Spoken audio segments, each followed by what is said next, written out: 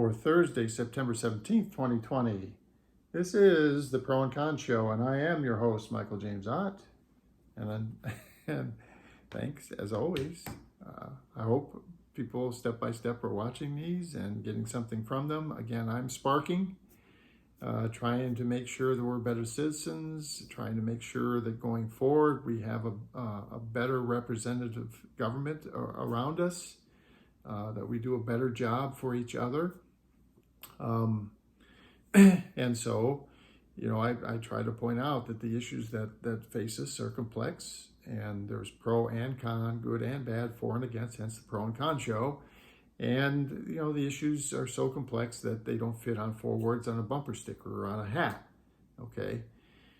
And we owe it to each other to spend the time to talk to each other and investigate these issues, in a focused way over a set period of time. And just, I would offer that we would go through them like one at a time. You've heard like September is National Healthcare Worker Month or whatever. Well, we would do the same thing with these issues in government. We would say September is National Abortion Rights Month, and we would talk about abortion, pro and con, good and bad, for and against, and try to figure out the best way forward for all of us going forward, instead of this, this Hatfield and McCoys and that side is wrong, that side is wrong. And the reality is, I guarantee you that we could do infinitely better than what we're doing.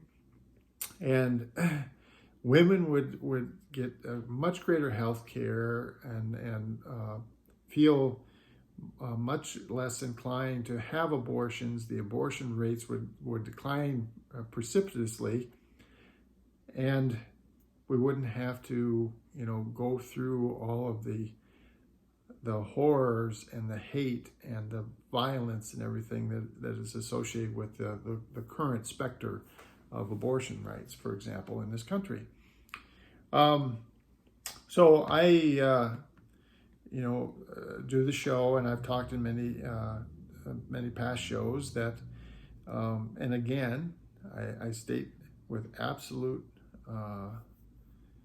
truthfulness from my very soul that what I'm about to say about Mr. Trump, he is not appropriate as President of the United States. And it has nothing to do with policy, nothing to do with the fact that he's a member of the Republican Party or the Democratic Party. I don't care that he's got, kind of his weird comb over and any of that stuff. It doesn't have anything to do with his appearance. It has everything to do with his mental state, the serious personality flaws, part of the mental state for him that leads him to act in a way that is not in the best interests of the average American. He's not acting in my best interest, and I guarantee you, unless you're one of the billionaires on his cabinet, he's not acting in your best interest either. And so, because of the mental issues and because of his tenacity in getting what he wants, which is basically Donald Trump ruling the world if he could, that's him. That's his part of his personality. He wants to rule the world, and if he can, he's going to try to get there. And his superpower, his one strength, is he's tenacious. He wants to rule the world. He wants everyone to, he loves having these rallies and stuff. He wants people cheering him and all this other stuff. So that's what he's doing. And he's knocking down barriers to these checks and balances in our government. And he's step by step institutionalizing corruption and stuff like that, so that he can ultimately one day be emperor of the world in his eyes. He hopes one day to attain it. So there are Republicans, lifelong Republicans that, have viewed their party as stalwarts of truth and,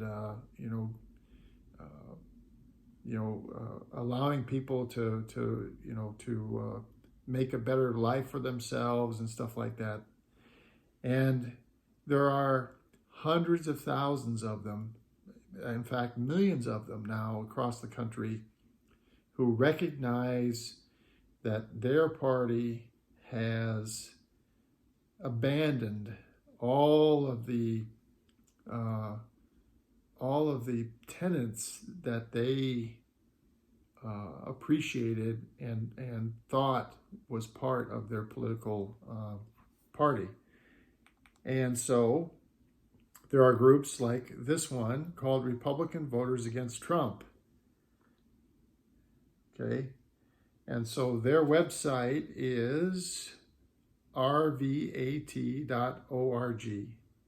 Republican Voters Against Trump, rvat.org. And what they're doing here, so Donald Trump is not representative of the Republican Party that I fell in love with.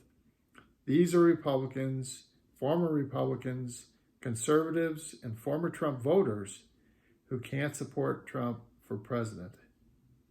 And then they have, what they've done is simply they've filmed hundreds and hundreds and hundreds of these people that have sent in these videos, and they're talking about why this president has so badly failed them and failed their party and failed this country. And the one that I wanted to actually play here for you, hopefully, I think it's just a few minutes long, Olivia Troya. And here's the little summary before I play the video. I'm Olivia Troya. I was Homeland Security and Counterterrorism Advisor to Vice President Pence.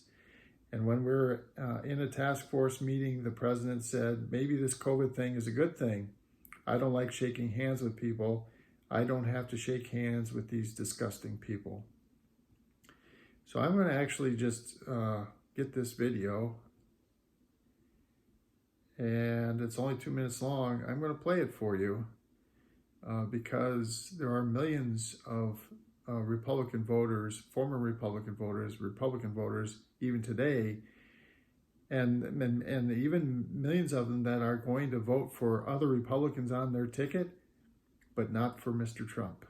And this is, again, the mental issues, the personality issues. This is why Mr. Trump cannot be president of the United States again.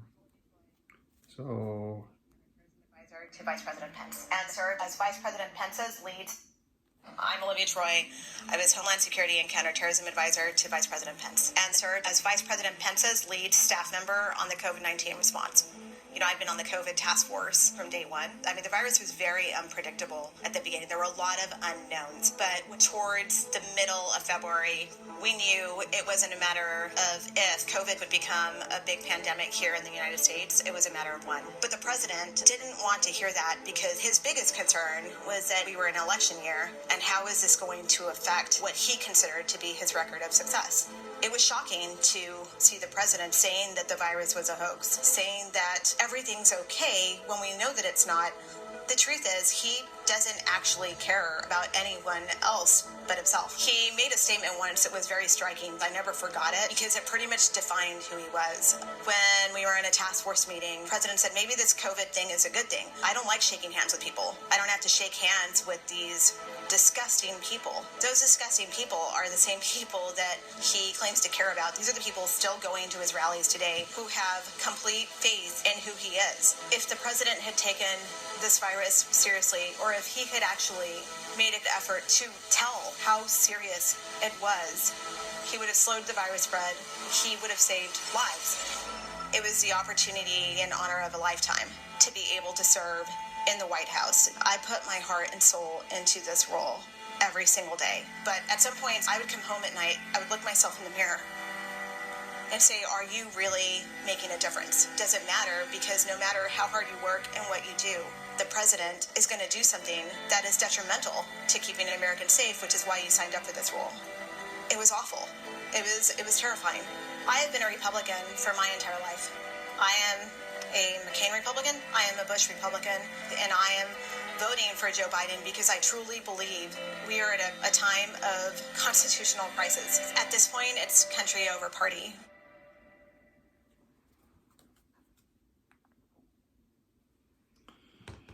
At this point, it's country over party. At this point, it's country over party. For the Pro and Con Show, my name is Michael James Ott, and until the next show, bye for now.